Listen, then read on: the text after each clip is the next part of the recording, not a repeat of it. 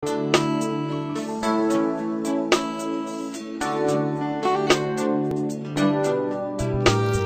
nguhi ikaze cyane ukunda kugenda dukurikira. Nitwa M Shalom ku mbuga zanjye nkoranyambaga. Ndabizi cyane abenshi barankurikira cyane kuri Instagram ndetse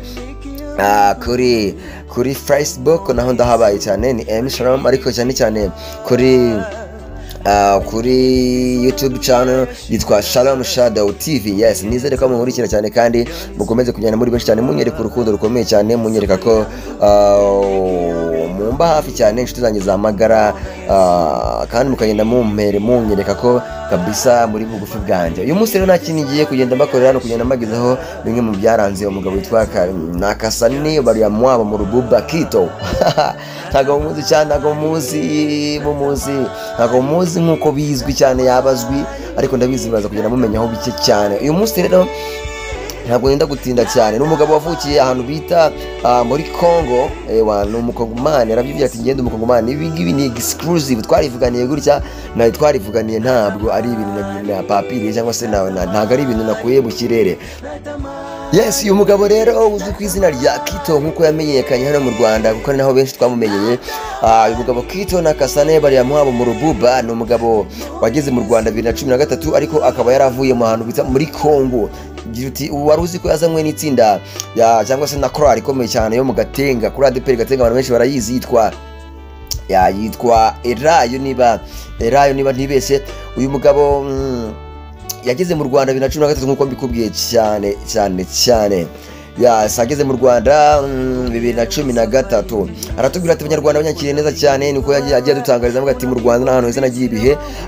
Uyu mugabo kandi yaje kugenda amenyekana, ngira ngo ageze mu Rwanda yatuye mu rugo rw'umugabo nawe ukomeye cyane, ufite korali ikomeye, ni umuperezida wa korali. Akaba ari umugabo nawe twakwita ko twavuga ko kabisa ari umugabo mwiza, kuko iyo umuntu avuye hanze y'u Rwanda ukamucumbikira, ukamubeshaho, ukamumenyera buri kimwe, ayiwana kabisa kumufasha kubaho akiyadabuta mu buzima, aba ari ikintu cyiza cyane. Yitwa Sengiyumva Emmanuel. Yes, Emmanuel cyangwa namuzi cyane kuko nawe ubwo Emi nawe ni mugenzi wanjye, ni bazi nawe ukomeye cyane. Uyu mugabo yitwa Sengiyumva Emmanuel, akaba ari perezida wa korali yitwa Gosheni ADP Kibagabaga. Uyu mugabo rero Kito ariwe turi no kuvugaho cyane. Uyu mugabo rero yakoranye n'amatsinda atandukanye, harimo Healing Worship Team, abareba amavideo yabo baramubonye, harimo True Promises n'andi atandukanye menshi cyane muri ADP mu ministeri atandukanye. Uyu mugabo kandi Kito Nakasani bariya mwabo Kito mu Rububa yaje gukorana n'abahanzi batandukanye, harimo wita Rwagasore Yves, hakaba uwo wita Aline Gahongayire n'abandi benshi cyane batandukanye. Ariko reka nkumvisha akantu utaruzi kari wagacuranze kamaye mu ndirimbo utaruzi. Nkubwire ko mu bagabo bakoranye byamamare hano mu Rwanda harimo Israel Mbonyi, ndetse na kano kantu ngiye kumvisha niwe wagacuranze. Ntabwo warubizi, ndabizi ntabwo waruzi kari wagacuranze muri studio. Ino ndirimbo ikaba yarageze kure cyane, nahoze ndiba views yagize ni miliyoni zisaga 2. Ibaze gukora indirimbo ikagira miliyoni 2 ari we wayicuranzemo, ni ibintu bidasanzwe.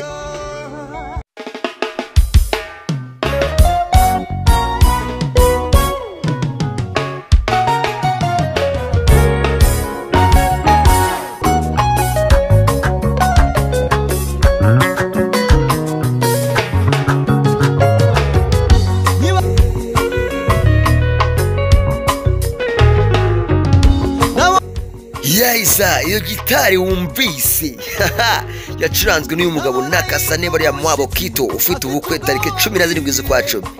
Ntabwo yoroshye. Niba yicuranze n'izindi nyinshi cyane zitandukanye utazi, ngira ngo wagenda ugasacinga wazumvamo amasoro akomeye cyane ziri kuri album ya Israel Mbonyi iri kumwe n'iyingi nyinshi niwe wazicuranzemo. Ibitaramo bitandukanye yagiye yitabira sinakubwira, ariko akavuga ati mu Rwanda haboneye abantu beza cyane bambere imfura cyane umugabo witwa Sengiyumva Emmanuel, ndetse n'umufasha. Bakavuga ati ndabashimira cyane, hamaze imyaka 3 bambeshejeho amakorali twagiye dukorana hano. Bakavuga ati nubaha akazi kanjye uko bikwiriye, ngira ngo n'abandi bacuranzi bamwigiraho. Bakavuga ati nanjye nubaha akazi kanjye, ndetse kandi ntabwo ngeze supporting abantu babaga bampaye akazi bitandukanye. Akigisubizo kibihe urarota ibihe afite ubukwe bukomeye cyane aho agiye gushakana n'undi muntu ngiye kuza nkababwira mu kanya gato. Uyu mugabo Kito mu Rububa Nakasani bariya mwabo afitanye ubukwe n'umutambukanyi we witwa muri kureba ku mafoto hano witwa Njambi Njongu. Yes, buzabera kuri Kingdom Seekers Fellowship. Ni ubukwe buzaba tariki 17 z'ukwa 10 buregereje cyane. Tariki 17 z'ukwa 12 na 20 ni muri uyu mwaka. N'ahantu bagiye gukora ubukwe kuri nahabwiye kuri Fellowship Seekers Kingdom Seekers Fellowship. N'ahantu bagiye gukora ubukwe buzatahira bwo ndabyumva bari muri Kenya, natwe mu minsi mike cyane turaba turi duhari gutya live tugenda twaje gushikira no mucuranzi ukomeye. Ngira ngo n'ubukwe bushobora kwitabirwa n'ibyamamare harimo nka Israel Mbonyi babanye cyane, ndetse n'abandi bashuti batandukanye harimo abacuranzi witwa ba Moses abita ba Danine batandukanye. Ngira ngo abakurikira showbiz ya gospel mu Rwanda barabazi. Uyu mugabo rero Kito na Kasane mu Mwabo mu Rububa amazina atoroshye cyane kuyasoma. Abafitanye ubukwe nk'uko nabikubwiye na Njambi Njongu buzaba tariki 17. Ntuzabure cyangwa se ngo ubureyo niba ari n'intwererano ufite wayitanga. Ngira ngo contact zirahabaye, nimero ye ya WhatsApp, ngira ngo kuri Facebook akoresha Kito, wamusearching ukamubona. Kuri Instagram arahari, ahantu hose arahari, ndetse no kuri YouTube arahari. Mushyigikira ukanda subscribe kuri channel yiwe. Ngira ngo ni byiza cyane kabisa. Ngira ngo ni ikintu cyiza cyane turi kugenda tubakorera, ariko ikintu utarusi kinakomeye cyane nuko uyu mugabo mu myaka yabaye mu Rwanda yose ukwingana kuva 2013 nta muntu wigeze bagirana amakimbirane. Ibi ntabwo byamye byo kuvuga umuntu nuko ahari cyangwa se ngo nuko bimeze gutya. Oya, uyu mugabo n'umugabo witwaye neza cyane mu bacuranzi n'intangarugero. Wabaza Healing barakoranye, True Promises barakoranye, Israel Mbonyi barakoranye, ndetse mu nshuti ze za hafi bavuga ko tiki yose wamuhaga yaje gucurangira ntabwo yinubaga. Bimwe usanga abacuranzi bo mu Rwanda cyangwa se n'abandi bacuranzi batandukanye babwira abo batumira kugufasha muri concert runaka, wabaha amafaranga make harimo tiki harimo no kubafasha, ugasanga bagiye biramata. Kito bari yamwabo ntabwo ibyo bintu bizaga bikozwa. Wapi mwarumvikanaga wamfashije na kuru akahita yigendera. N'umuntu wagira umutima mwiza cyane kabisa. Indirimbo ze nyinshi cyane harimo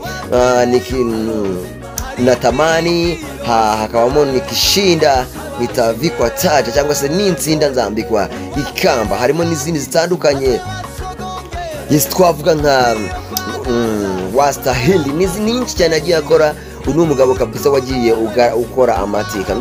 Nkurarikire rero gukurikirana channel yiwe yitwa Kito mu Rububa. Yes, umuntu nakuriye gukurikira Facebook yiwe ariyo Kito mu Rububa. Yes, nkomeze kugenda nagusaba kumushyikira mu ko afite mu minsi iri imbere, ndetse nkubwiye ko yabanye na Israel Mbonyi, nkubwiye ko yabanye na True Promises, nkubwiye ko yabanye n'andi makuru menshi cyane muri ADPR mo yitwa Goshen ADPR Kibagabaga. Barakoranye cyane indirimbo nyinshi cyane bafite barazikoranye, harimo yitwa Erayo, harimo yitwa Anyota Alfajiri mu Gatenga, nyinshi cyane zo mu Gatenga agiye acurangira, harimo Beura murayizi indirimbo yitwa icyo turusha abandi murayizi. Yes, indirimbo nyinshi cyane agiye akora yitwa Kito na Kasane bari yamwabo mu Rububa.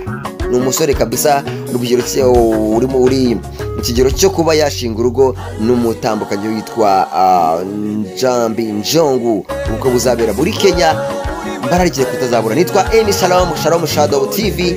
Yahisa nanjye nkubwire ko uzajya unkurikira cyane kuri Shalom Shadow TV. Hariya Facebook ni Emi Shalom, Instagram ni Emi Shalom, YouTube ni Shalom Shadow TV.